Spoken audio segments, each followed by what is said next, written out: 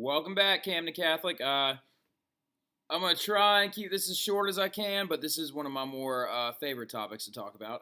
So if we look at this right here, well, first of all, let's backtrack a little bit. We talked today about the Crusades, the Romanticism idea that was generated of the Crusades by the Christians. We talked about how it wasn't even actually a war as much as it was a pilgrimage. A lot of different things, honestly. And like I said, if you want a good way to review for the Crusades, go watch John Green's episode of Crash Course World History on the Crusades. It's awesome. So, well, let's go ahead and take a look at this. So, Philip III is going to give birth to, there we go, excuse me, is going to give birth to a son and to a daughter. All right. So, you don't see the daughter on here because we're not really worried about her as much right now.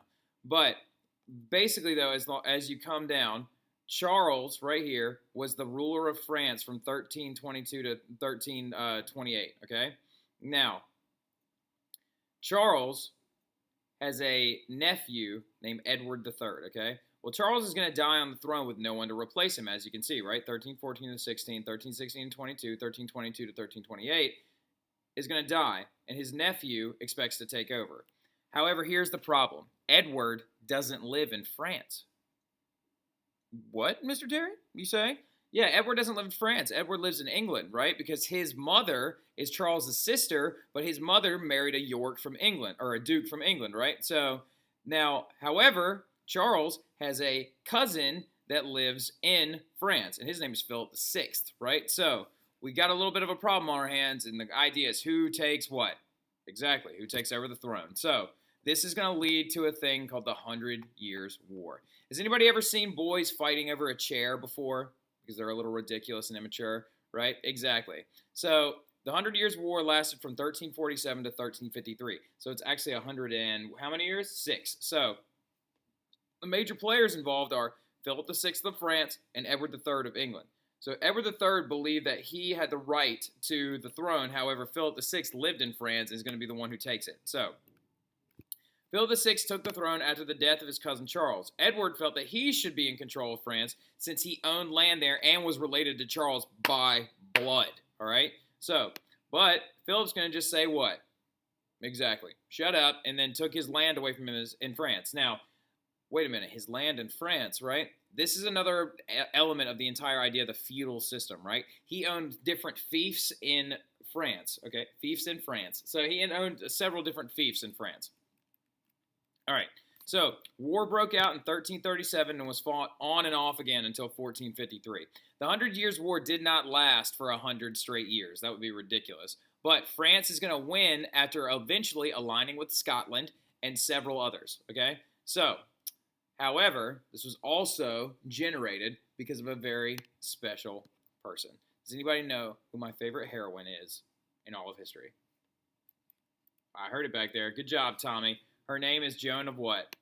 Joan of Arc. Such a cool story. All right, so anyway, Joan of Arc.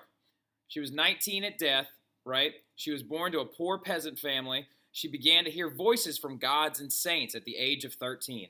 And at the age of 13, she's going to take a vow of chastity and commit herself only to God and not let her mind be corrupted by any man. You hear that, Simon? So, avoided an arranged marriage by her father at the age of 16. Look at you, girl. All right, so good job. Now, let's talk about Joan of Arc a little bit more, though. She cut her hair and dressed like a man at the age of 16 and walked 11 days to Prince Charles's castle after the local judge wouldn't listen to her. Now, some of y'all are like, wait a minute, Prince Charles, what happened to Philip? Philip's been dead. All right, so anyway, we'll talk about that later, though. These guys were dead long into this war because they didn't live for much longer afterward. But here's the thing. Middle-aged wars, they don't end in draws. Someone has to surrender. And France refused for a long, long time. So a judge wouldn't listen to Joan, though. And so she walks 11 days to where Prince Charles is. And she actually took Charles into a private room with only a few other people. And no one to this day knows what she said to convince him that she had actually heard God. But he believed her. And he gave her a what? He gave her a small army, right? So that is Joan right there, triumphing at the Battle of Orleans. So Charles granted her an army.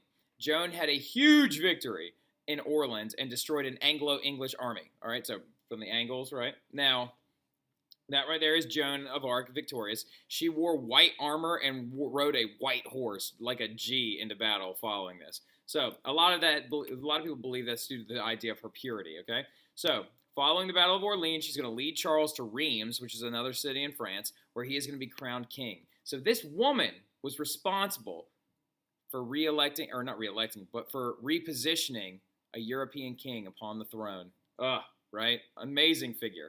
Unfortunately, though, she's going to be captured outside of Paris by the by the English after winning many battles. Okay, wow, I can't write after winning many battles English. So anyway, unfortunately, she is captured outside of Paris after winning many battles. Now, the English put her on trial for over 70 different charges, including witchcraft, heresy, and the funniest one out of all of them, which was the last one on the list, was cross-dressing. All right, so anyway, so it's just like, we got 69 reasons why we want to put her on trial.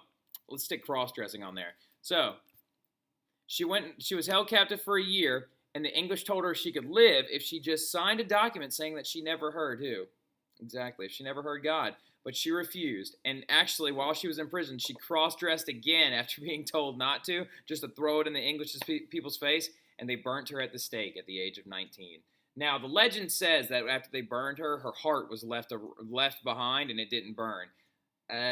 More than likely, that's a little bit of a myth, because let's remember, this is the Middle Ages, not like it's the best well-documented thing ever. So, now, Joan of Arc, though, is going to be canonized by Benedict the 15th in 1920, and is the patron saint of France, right? Wow. Patron saint of France during the 100 Years' War. France was losing battle after battle during the 100 Years' War before she arrived on the scene.